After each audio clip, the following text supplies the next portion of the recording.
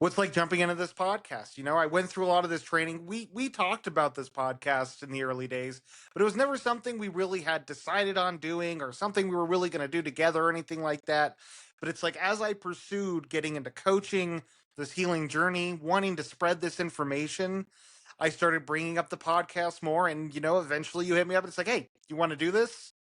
And it wasn't necessarily that I was doing all this work because I was getting ready for this podcast. Right. But this podcast was a manifestation of me just doing the work and putting the energy out there and letting the universe give back to me in a way that was like, this is the avenue you've been training for. Here you go.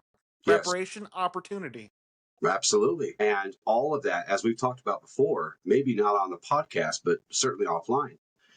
When you started asking me about the podcast, I was waiting for certain things to fall into place for you.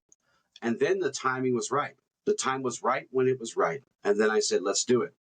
Yeah. And it really was. I mean, honestly, the amount of time we dedicate to doing this show, whether it's getting the show notes together, recording these episodes, editing these episodes, it is time consuming.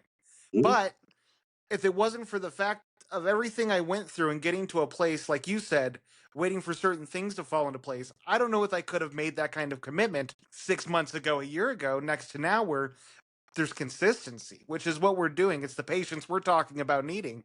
We're Mhm. building something beautiful right now that we know will manifest into something great. We have an Right. idea what it looks like, and there's all these things we want to do, but we're also, as we see this, are starting to realize we are doing what we need to. We are doing our part in creating this dream, and we don't need to overwater or dig the seeds up to make sure they're sprouting roots and everything. That's right. That's right.